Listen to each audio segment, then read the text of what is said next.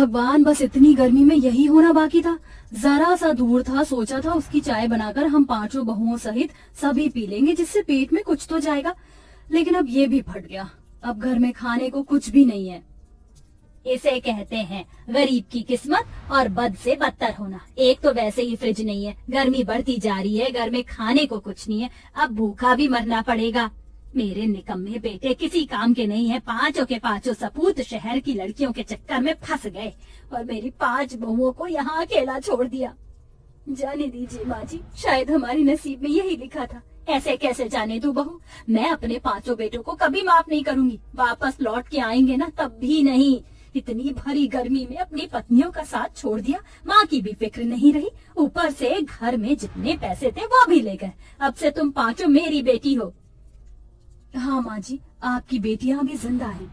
मीनू दीदी, अब दूध फट गया है, इसका कुछ हो ही नहीं सकता, पर इसकी एक मीठी मीठी रबड़ी जैसी चीज बनती है। आप इसमें थोड़ी सी चीनी डाल दीजिए, उसी को खा लेंगे। अरे हाँ, ये तो मैंने सोचा ही नहीं, पर ये चीनी डालकर जलाने के बाद जरा सा बचेगा। कोई बात नहीं बहू, फिलहाल यही खा लो आज रात के लिए। मैं दुकान वाले बिरजू से सामान थोड़ा उधार ले आती हूँ। फिर सुहासिनी उधार लेने चली जाती है तो दुकान वाला भी बुढ़िया को सुनाने लगता है।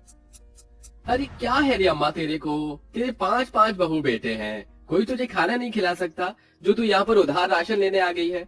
देख बेटा, मैं मजबूर हूँ, घर के हालात खराब है, मैं तेरे को जल्दी पैसे दे दूंगी, बस तू थोड़ा सा दाल चावल ही दे दे।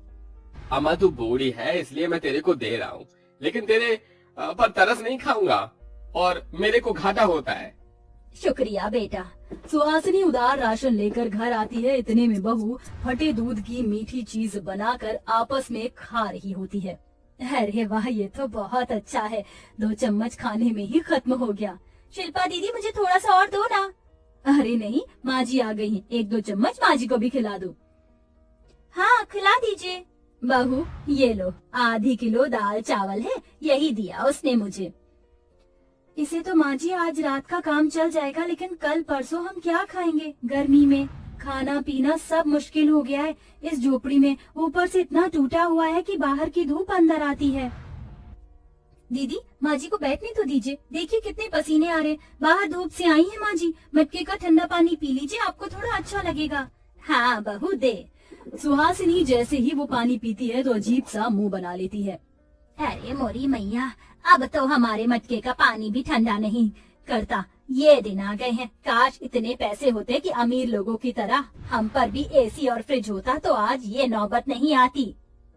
माँ जी, मैं सोच रही हूँ थोड़ा काम देख लूँ, मतलब सिर्फ मैं नहीं, हम 5 बहू अगर बाहर जाकर कोई काम करेंगे तो थोड़े बहुत पैसे आ ही जाएंगे। इसके बाद हम अपनी जरूरत और घर का राशन हर चीज को पूरा कर सकते हैं। मुझे लगता है बहू, मुझे भी कोई काम करना चाहिए। नहीं माँ जी, आप इस उम्र में हमारे होते हुए काम करेंगी, हमें अच्छा नहीं लगेगा। प्लीज माँ जी, हमारे खातिर आप बाहर मत जाइए। अच्छा ठीक है बाबा, नहीं जाऊंगी। सुहासिनी फटे हुए दूध की बनी चीज खा लेती है। पंखा भी मरा मरा सा चलता है जो कि गर्म हवा दे रहा होता है। 5 बहू के माथे से पसीने टपकते हैं। जैसे तैसे शाम होती है तो सास बहुएं वहीं खाना बनाकर खाकर सो जाती हैं। सुबह के 8 बजे थे। बीते दिन से किसी की नींद नहीं खुली थी। इतने में दरवाजे पर जोरदार खटखटाहट होती है। अरे भाई दरवाजा खोलो, बहुत हो गया तुम लोगों का। 5 महीने होने को आए हैं, बहुत नुकसान झेल चुका हूँ, अब दरवाजा भी तोड़ दूंगा तो कोई फर्क नहीं पड़ेगा। जल्दी दरवाजा खोलो।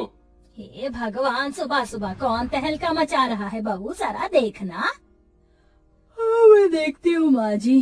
प्रिया जैसी दरवाजा खोलती तो मकान मालिक मुकेश आ धमकता है। बहुत हो गया तुम लोगों का, तुम सास बहू 5 बहू बेटों ने मेरे नाक में दम कर दिया है। 5 महीने की कमरे का किराया दो अभी के अभी, वरना इस घर को खाली कर दो। मेरी भी जरूरत है, आश्रम नहीं खोल रखा है मैंने। सेठ जी, अभी हमारे पति घर छोड़कर बाहर काम करने गए हैं, बस आज काम ढूंढने निकल ही जाएंगे। थोड़ा सा समय दे दीजिए जिससे आपके पैसे चुका दे। हाँ, ताकि मैं 5 की जगह 6-7 महीने कर दूं और उन पैसों से मैं हाथ धो भी बैठूं। इससे बढ़िया किसी और गरीब को ये गरीब खाना दे दूं। देखिए सेठ जी, ऐसी बातें मत कीजिए। घर से निकल गए तो मैं और मेरी 5 बहू किस छत के नीचे अपना सर ढकेंगी? और इतने महीने से तुम्हारे घर में इतने दरार वगैरह आ गई है, ये भी तो तुमने ठीक नहीं करवाया। मेरी बिल्ली और मेरे से मैं आऊं। पैसे दिए होते तो ठीक करवाऊंगा ना। चलो बहुत हो गया, निकलो वरना और बेइज्जती करूंगा। माँ जी चलिए यहाँ से, अब हमारा कोई मतलब नहीं है, जाना ही होगा। पांचों बहुएं गर्मी में परेशान होकर सास के साथ इधर उधर भटकती रहती हैं। सुबह से शाम हो जाती है, खाने पीने का कोई जुगाड़ नहीं होता। बहू अब मुझसे और नहीं चला जा रहा, सुबह से कुछ खाया पिया नहीं है, ना मैंने ना तुमने, मैं यहीं बैठ जाती हूँ अब। माँ जी की तबीयत खराब हो रही है, मैं उनके लिए कुछ खाने पीने का इंतजाम करती हूँ। प्रिया तू भी चल मेरे साथ। ठीक है दीदी। दोनों बहू किसी ढाबे के पास थोड़ा सा खाना और पानी मांगती हैं तो वह मदद नहीं करता। ऐसे ही दोनों बहू कहीं और भटकती हैं तो कोई भी मदद नहीं करता। आखिर में वह निराश वापस लौटते हैं कि सड़क पर एक गाड़ी वाला बुढ़िया को टक्कर मार देता है। कोई उसे नहीं संभालता तो दोनों बहू ही आकर उसे एक किनारे पर बिठाती है। अरे दैया मार दिया मेरे को, कैसे मनहूस लोग हैं, देखते भी नहीं है। माँ जी ये आजकल के गाड़ी वाले लोग खुद को पता नहीं कौन से अमीर सेठ समझते हैं, जब चाह गरीब लोगों को कुचल देते हैं या उन्हें घर से बेघर कर देते हैं। क्या मतलब बेटी, तुम कुछ परेशान सी लग रही हो। कुछ नहीं माँ जी, आप हमारी चिंता मत कीजिए। अरे आपके सर से तो खून निकल रहा है, 1 मिनट। राधिका थोड़ा सा पल्लू फाड़कर उस बुढ़िया के माथे पर बांध देती है जिससे खून रुक जाता है और प्रिया उसके कपड़े साफ करती है। माँ जी मेरे पास पैसे नहीं है, वरना आपको दवाई दिला देती, खुद बेबस हूँ, माफ कीजिएगा, चलती हूँ। अरे नहीं, तुम दोनों बच्चों ने तो मेरी इतनी मदद कर दी, ये भी बहुत है। ऐसे कैसे जा रही हो? मुझे तुम्हारी परेशानी का समाधान पता है, मेरा कहना मानना जरूर। देखो यहाँ से सीधा 1 किलोमीटर पर अंदर जाओगी तो तुम्हें एक जंगल दिखेगा जो कि बहुत बड़ा आम का पेड़ होगा। उस आम के पेड़ से कहना जादू या मोह मेरी मदद करो, और फिर तुम उससे जो भी कहोगी वो तुम्हारी मदद करेगा। क्या माँ जी, आज के जमाने में भी कोई ऐसा जादू होता है? और क्या उससे हमारी मदद होगी? जरूर होगी। दोनों बहू उस रास्ते की ओर देखती हैं, इतने में बुढ़िया गायब हो जाती है। दोनों बहू उन्हें ढूंढती हैं। अरे वो माँ जी अभी तो यही थी, कहाँ चली गई? कोई बात नहीं दीदी, उन्होंने हमें जो रास्ता बताया है वहीं चलते हैं सबको लेकर। ठीक है। फिर पांचों बहू और सास उसी रास्ते पर 1 किलोमीटर अंदर चलकर आती हैं तो उन्हें एक बड़ा सा आम का पेड़ दिखता है। अरे ये रहा वो आम का पेड़। हे जादू या मोह, हे पेड़ जी हमारी मदद करो, हमारे पास कोई घर या रहने खाने पीने का ठिकाना नहीं है, मुझे एक बूढ़ी अम्मा ने भेजा है, क्या तुम सच में जादुई हो? तभी जादुई आम के पेड़ से एक बड़ा सा आम निकल कर आता है जिसके हाथ पैर मुंह थे। हाँ, मैं जादुई आम का पेड़ हूँ और तुम्हारी परेशानी समझ गया हूँ, इसलिए ये लो, ये मेरे पेड़ के जादुई आम है। एक काम करो, इसे लेकर घर मांगने की इच्छा करो, आम का घर बन जाएगा। और ऐसे ही तुम 2 दिन आमों से जो बोलोगी वो वही बन जाएंगे। अच्छा जादू, आप शम के पेड़, ये अगर आम का घर बन गया तो आम तो गर्मी में ज्यादा टाइम तक टिकता नहीं है, वो खराब हो जाता है फिर। अरे ऐसा कुछ नहीं होगा, वरना मेरे जादू किस काम का। और तुम अपने आम के घर से जितने भी आम निकाल कर बेचना चाहती हो, बेचना और मेहनत करना, वहाँ पर एक और आम फिर से आ जाया करेगा। क्या सच में जादुई आम के पेड़? तुम्हारा बहुत बहुत शुक्रिया। इसके बाद एक टोकरी भरकर पांचों बहू और सास वो आम ले जाती हैं, जहाँ एक खाली जगह पर आकर शिल्पा जादुई आम लेकर जमीन पर रख देती है। हे जादुई आम, हमें रहने के लिए छत दे दो। तभी उनके सामने मोटे मोटे सुंदर आम का बना हुआ बड़ा सा घर आ जाता है, जिसे देख सास बहू बहुत खुश हो जाती हैं और घर के अंदर जाती हैं। अरे वाह बहू, वो बुढ़िया माही तो तुम्हें तुम्हारे अच्छे कर्मों का फल देकर चली गई। ये देखो असली का आम का घर। हाँ माँ जी, यहाँ पर सब कुछ है, लेकिन गर्मी के कारण हम रहेंगे कैसे? एक एसी भी होना चाहिए ना? दीदी ठंडा पानी पीने के लिए फ्रिज भी नहीं है, और सोफा फर्नीचर भी नहीं है, रसोई तो है। अरे तो जादुई आम है ना।